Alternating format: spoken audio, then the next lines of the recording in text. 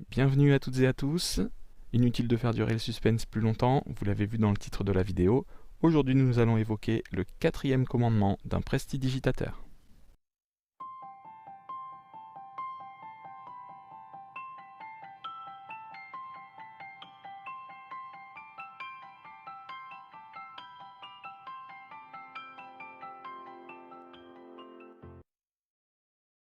Quatrième commandement, tes routines tu maîtriseras.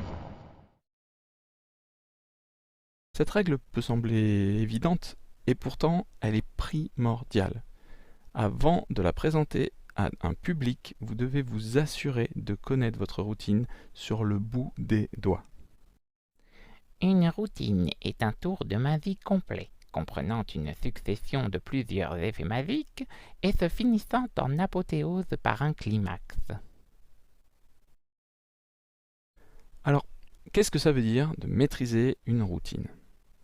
Eh bien déjà, ça veut dire que vous devez maîtriser tout ce qui constitue cette routine. Ça veut dire les enchaînements des effets, ça veut dire bien sûr les techniques de manipulation qui sont utilisées dans le tour, mais ça veut dire aussi qu'il faut que vous connaissiez exactement le texte que vous allez dire.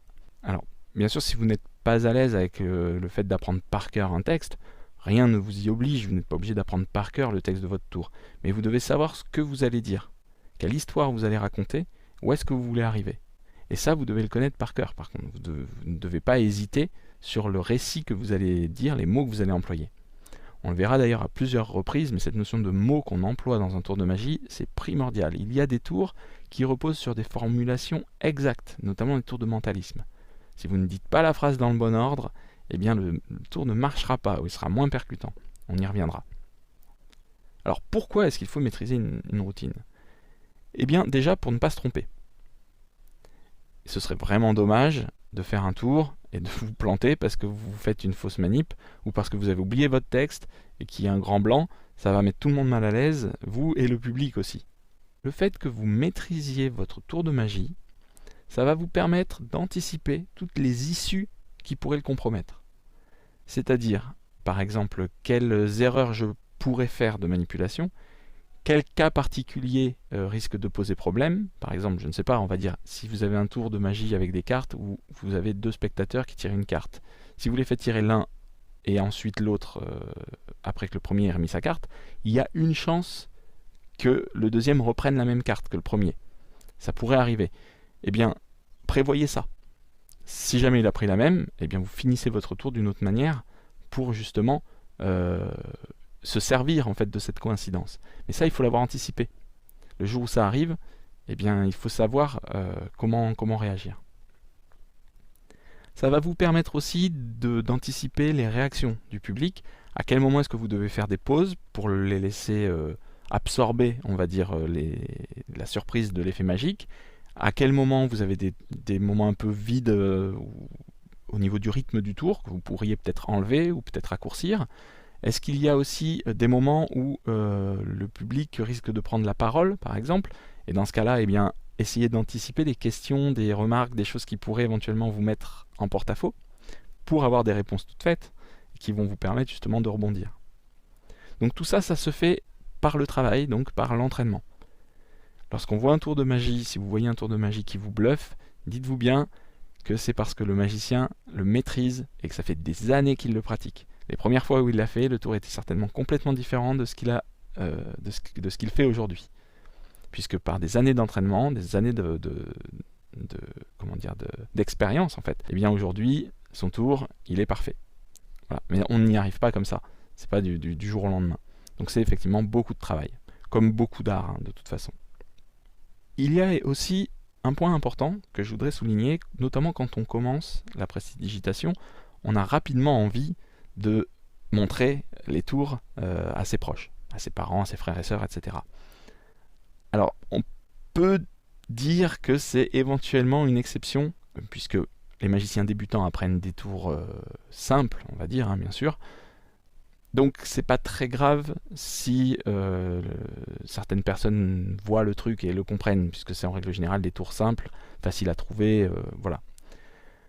Donc, entraînez-vous bien sûr tout seul, mais entraînez-vous aussi devant ce type de public, des proches, Si vous avez des amis qui font de la magie aussi, n'hésitez pas à faire les premières fois que vous faites un tour, n'hésitez pas à le faire devant ces personnes-là. Ils seront ravis de vous voir progresser, ils seront contents, et aussi de vous dire ce qui va et ce qui ne va pas. Ça peut être de bons conseils. Vous pouvez également, par exemple, avoir un frère ou une sœur qui aime bien écrire et qui peut vous aider à trouver des idées de tours, non pas de trucs, mais de mise en scène. Ça peut être intéressant. Ce qui se passe également, notamment quand on commence, mais malheureusement également plus tard, c'est que les premières fois où on présente un tour, bien souvent on a tendance à trembler. Alors il y a des gens chez qui ça ne le fait pas du tout, il y en a chez qui ça le fera toute leur vie malheureusement, c'est-à-dire qu'ils ne tremblent pas forcément au quotidien, mais au moment de présenter quelque chose, eh bien, ils se mettent à trembler, c'est du stress, c'est pas forcément du trac, c'est du stress, mais c'est quelque chose qui est difficile à maîtriser. La seule façon de le maîtriser, encore une fois, c'est de s'entraîner. Vous verrez qu'un tour, après l'avoir fait 10 fois, 15 fois à des publics différents, vous allez beaucoup moins trembler.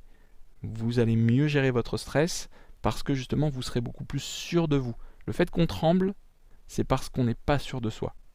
On a peur de louper, parce qu'il y a un enjeu. On le voit parfois à la télé, je ne sais pas si vous avez déjà remarqué ça, notamment dans La France a un incroyable talent, on voit des magiciens, même certains magiciens qui sont professionnels, donc qui font des tours depuis des années, arriver là sur le plateau, ils présentent leur tour et on voit des légers tremblements. C'est tout simplement du stress, c'est normal, il y a un enjeu. Ils passent à la télé devant des millions de spectateurs, ils ont un enjeu de réussir le tour pour pouvoir progresser et aller à l'étape suivante. Donc c'est normal qu'ils stressent en fait. Et même si le tour ils le connaissent par cœur, eh bien ils auront toujours une petite anxiété, un stress tout simplement qui se verra ensuite dans des tremblements. Donc à nouveau, pour éliminer ça, en tout cas le diminuer, il n'y a pas de solution miracle, il faut s'entraîner. Il faut être sûr de soi. Si vous vous entraînez et que vous maîtrisez une technique, vous verrez que devant le public, vous la ferez sans aucun souci et vous ne tremblerez pas, vous ne serez pas stressé. Si vous n'êtes pas sûr de vous, inconsciemment, vous allez savoir que vous n'êtes pas sûr de vous et vous risquez de vous tromper parce que vous allez stresser et parce que du coup vous allez louper une technique que pourtant vous connaissiez bien. Enfin, je voudrais conclure par le fait que si vous êtes détendu, si vous êtes à l'aise et que si vous maîtrisez, vous êtes sûr de vous, le public sera détendu lui aussi. Si vous êtes stressé, vous transmettrez votre stress au public et le tour ne sera pas réussi. Donc entraînez-vous, toujours et toujours, dès que l'occasion s'en présente, dès que vous le pouvez, gardez un paquet de cartes dans vos mains, gardez des pièces dans vos mains, manipulez, et ensuite ces techniques seront, vous les réaliserez sans même y réfléchir, sans même avoir à y penser, puisque ça deviendra des automatismes, et ça sera du coup beaucoup plus facile ensuite de les intégrer dans des routines. Apprenez vos routines, apprenez les enchaînements que vous voulez faire, où est-ce que vous voulez en venir, quel texte vous voulez dire, etc. Et c'est ça qui fera que vos tours de magie seront appréciés par le public. J'espère que ces conseils vous auront intéressé et vous seront utiles. Comme d'habitude, vous connaissez, c'est un petit peu une sorte de routine aussi dans un autre sens. Le pouce en l'air, les commentaires, l'abonnement, la cloche de notification, vous connaissez ça par cœur. Donc voilà, je vous laisse là-dessus. Prenez soin de vous et à très bientôt pour la prochaine vidéo de la magie sous un autre angle.